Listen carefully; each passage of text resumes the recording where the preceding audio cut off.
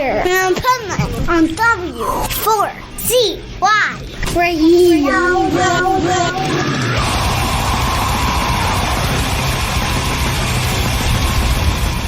This is the Pipeman here on the Adventures of Pipeman, W4CY Radio, with my Positively Pipeman segment. And once again, we're going to have our resident expert talk about some powerful business strategies. So let's welcome to the show, Michael Barbarita from Next Step CFO. How are you? Thank you, Dean. Great to be here again. So today I want to talk about something that business owners, I don't know why they're hesitant, although I have 3 reasons later on why I think they're hesitant. But it's a strategy that works very well. It's because the customer doesn't want to look like a fool, doesn't want to make a mistake, doesn't want to be embarrassed with their spouse, but it's called a risk reversal. And what a risk reversal does is it transfers the risk from the customer to the seller. And it makes it easier for the customer to say yes to your offer. So, and what happens is business owners, one of the things they think about is they think that they're going to get a lot of returns, or that customers are not, their customers are going to take full advantage of the business owner, because that's all customers do, is they take full advantage and they try to get as much out of it as humanly possible, even if it means,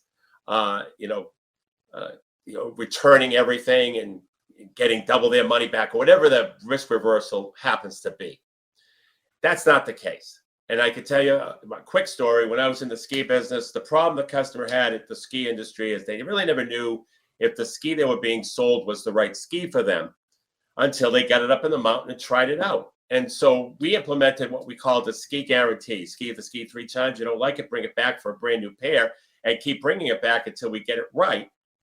And the result was 8,000 pair of skis sold, a 25% increase from the previous year, and only 8 came back, because all people wanted was a great ski experience. And all people want is whatever your product or service delivers, to have a great experience with it. That's it. Sure, there's going to be a couple people who might take advantage of it, but you're dealing with the law of large numbers, which means your entire customer base, out of your entire customer base, believe me, only a very small percentage are going to take advantage of the offer. And what I find is when I present this to clients, they're really hesitant. But there's 3 reasons why a business owner resists doing a risk reversal. Number 1, they're not confident in their product or service or their quality, which is a big problem if that's the case, because you have to be in a position where, relative to how confident you are about your product, that it's your obligation to sell that product to that customer, because you offer the best, period, for them. And if you're not that confident with your product or service, then I can understand why you're not doing a risk reversal. The other thing is, business owners don't really understand the mathematics involved in the value of the long-term value of a customer. And when you understand the long-term value of a customer, and you understand that the risk reversal is going to convert more of those customers into sales, then not only do you have more sales today, but the future value of that customer is now in play. And you're going to increase the value of that customer. So it's incredibly valuable once you get a customer, because once you get a customer, there's a lifetime value component to it. They're going to order again and again and again.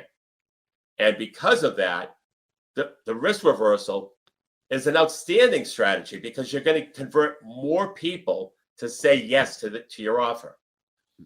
And then the third reason why business owners resist risk reversals is they're thinking like employees instead of strategic business owners. And let me tell you, when I presented my ski guarantee to my staff, I thought I was out of my mind, because they had visions of thousands of pair of skis coming back and us losing a ton of money and it'll never work. And boy, we'll lose our shirt.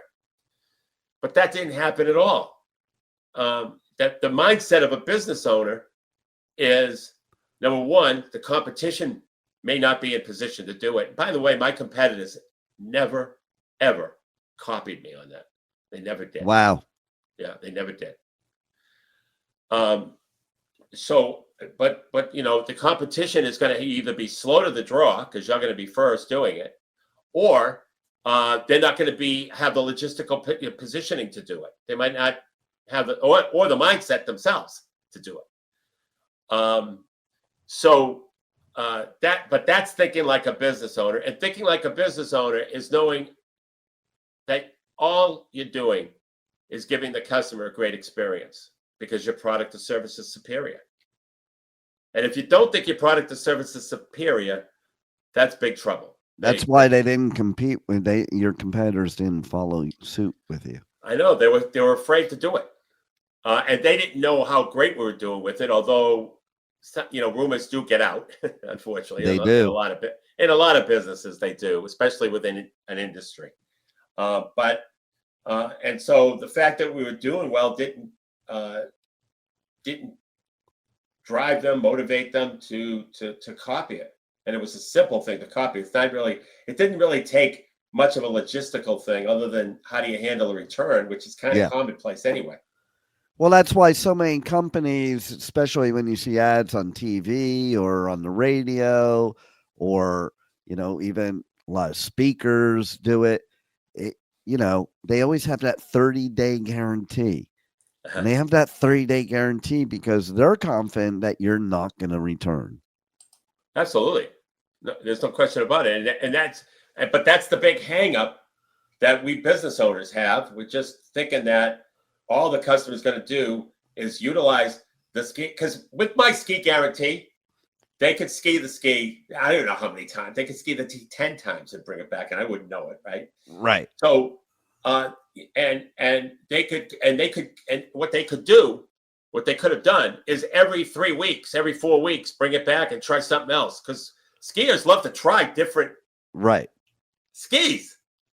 And so they could have done that. But all they wanted was the great ski experience with the skis that they had. If it was right for them, great. It made their experience better. And we did our job. There it is. Yeah. It's just amazing how business owners are afraid to use that strategy. And it's an outstanding strategy. The customer is saying to themselves, I don't want to look foolish here, or I don't want to have to explain to my spouse how I got taken. Yeah. Okay. Totally. So these are the things that are going through the mind of the customer. They want to make sure that they're not being taken, and that that the product is going to deliver what it says it will deliver. Absolutely. So how do people reach out to you, get more information on this and other things that you do to give them powerful business strategies? Well, what we do, Dean, we do something a little different than most companies. What we do is we are always looking to update our book with new and different ideas. And so what we do is it's called a book interview. And basically it's 60 minutes on Zoom. I present strategies for my book. And then I ask the interviewee, I ask them, if a business owner were to implement this strategy that I just presented, what impact would it have to a business in your industry? And then I document it for the book.